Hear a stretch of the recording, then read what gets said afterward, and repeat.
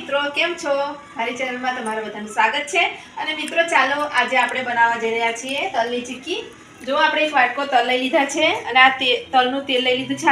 આજે આપણે તલના તેલમાંથી ચીક્કી બનાવવાના છીએ અને આ ગોળ લઈ લીધો છે।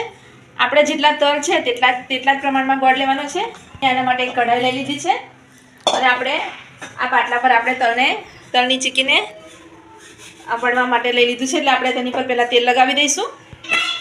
આપણે ઘી અને એના માટે કઢાઈ મૂકી દઈએ। હવે આપણે તેલને આની અંદર શેકી લેવાના છે। આપણે અડધા અડધા કરીને તલને શેકીશું। સારી રીતે આપણા તલ શેકાઈ જાય એટલે આપણે એક થાળમાં લઈ લઈશું। આ રીતે આપણે ધીમે ધીમે હલાવતા રહેવાનું છે એટલે આપણા તલ બળી ના જાય। આપણે તલને પહેલાં સાફ કરી લીધા છે સારી રીતે। આ રીતે થોડી વાર હલાવતા રહીશું એટલે આપણા તલ ફૂટીને સરસ તૈયાર થઈ જશે। મિત્રો તમે ચીક્કી ના બનાવી હોય તો ચલો ફટાફટ આ રેસીપી જોઈને બનાવવા માંડો। ઉત્તરાયણ માટે સ્પેશિયલ હોય છે ચીક્કી। બજારમાંથી લાવી તેના કરતાં ઘરે બનાવીને ખાવી ખૂબ જ સરસ હોય છે। આપણા તલ સરસ ફૂટવા લાગ્યા છે એટલે આપણે એક વાસણમાં તેને લઈ લેવાના લઈશું। હવે આપણે બીજા જે તલ હતા તેને પણ આપણે શેકવા માટે મૂકી દીધા છે। તેને પણ શેકી લઈશું ફટાફટ। કઢાઈ ગરમ થઈ જાય એટલે તલ ફટાફટ શેકાવા લાગે છે।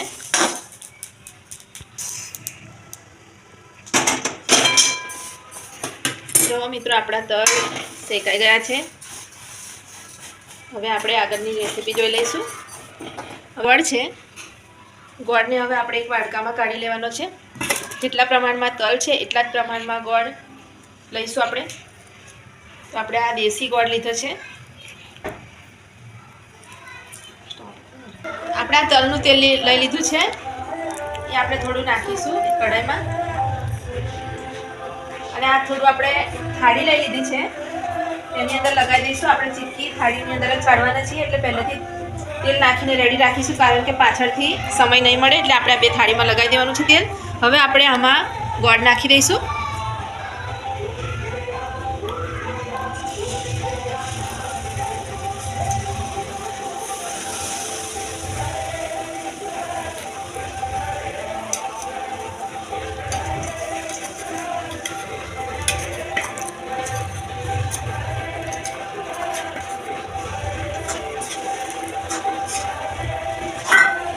આપણો ગોળ દેશી લીધો છે આપણે એટલે ફટાફટ તે થઈ જશે, ઓગળી જશે, બહાર નહીં લાગે એમાં।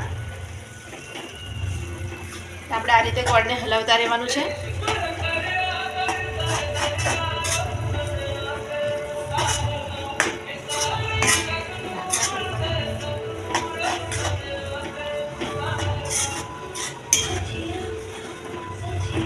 જો મિત્રો આપણો ગોળ સરસ ઓગળવા લાગ્યો છે।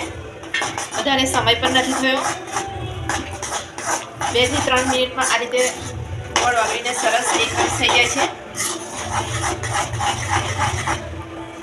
ઉપર થોડી પરપોટી જેવું તમને દેખાવા લાગે એટલે તરત તલ નાખી દેવાના આપણે, નહીં તો પછી વધારે કડક થવા દઈશું તો આપણી ચીક્કી એકદમ કડક થઈ જશે। એટલે આપણે ચીક્કીને સોફ્ટ બનાવવાની છે અને ક્રિસ્પી પણ।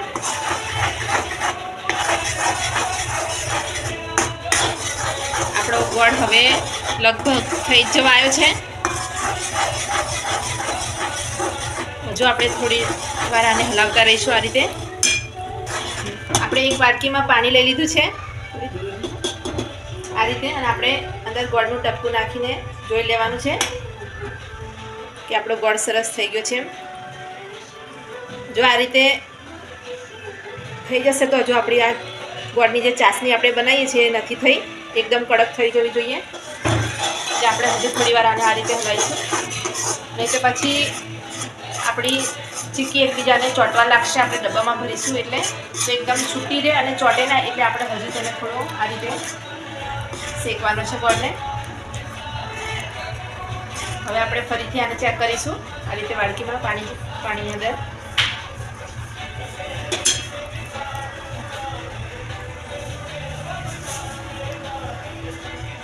હવે પહેલાં કરતાં થોડો સારો થઈ ગયો છે. હવે થોડી વાર શેકીશું એટલે લગભગ થઈ જશે.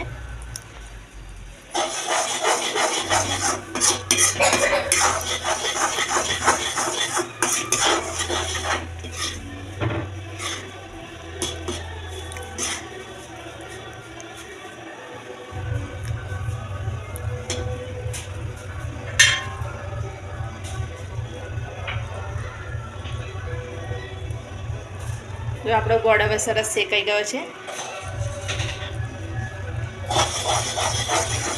હવે આપણે ફટાફટ તલ નાખી દઈશું.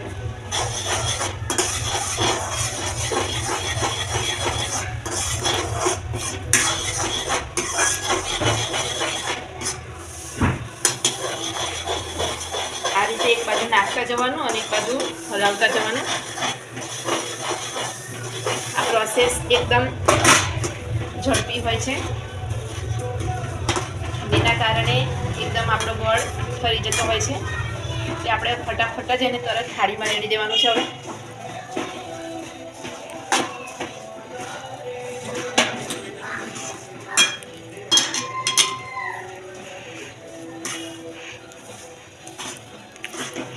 સરસ મિક્સ થઈ ગયા છે આપણા તલ. હવે આપણે થાળીમાં રેડી દઈશું. લગભગ એક જ થાળીની જરૂર પડવાની છે આપણને.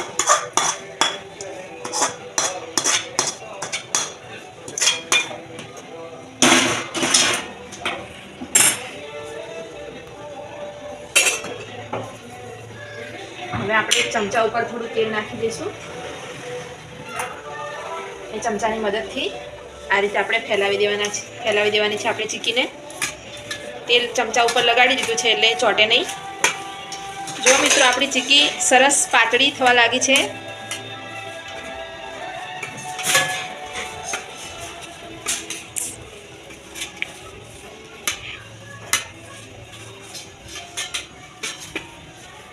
આ રીતે ગરમ હોય ત્યાં સુધી ફેલાશે.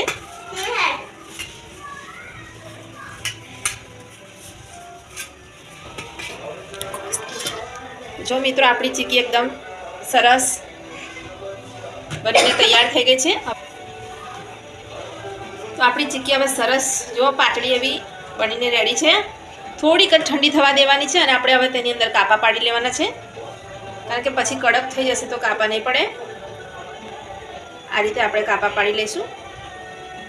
કાપા પાડવાથી ફરીથી ઠંડી થાય ત્યારે એકદમ છૂટી પડી જાય.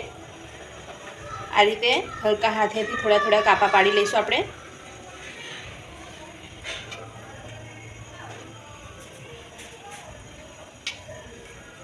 તો ફરીથી કાપા પાડવામાં બહુ પ્રોબ્લેમ નહીં થાય.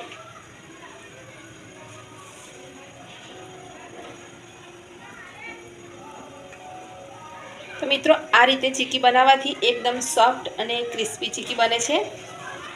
જો મારો ચીકી બનાવવાનો વિડીયો તમને થોડો પણ પસંદ આવ્યો હોય તો લાઇક, શેર અને સબસ્ક્રાઈબ કરવાનું ભૂલતા નહીં. તો મિત્રો હવે આપણે આને થોડી વાર ઠંડી થવા દઈશું, પછી આપણે બતાવીએ કે આપણી કેવી ક્રિસ્પી ચીકી બની છે. જો મિત્રો આ રીતે કાપાથી આપણે ચીકીની સ્લાઇસ બનશે અને આપણે આના લડ્ડુ પણ બનાવી શકીએ છીએ. તો આ રીતે આપણે ગરમ ગરમ લઈ લેવાનું અને આ રીતે નાના નાના ગોળ ગોળ લડ્ડુ બનાવી દેવાના છે. તો જો આપણે 3-4 બનાવી દીધા છે આ રીતે. તો આપણે હવે આ બધા બનાવીને બતાવીશું કે કેવા બન્યા છે.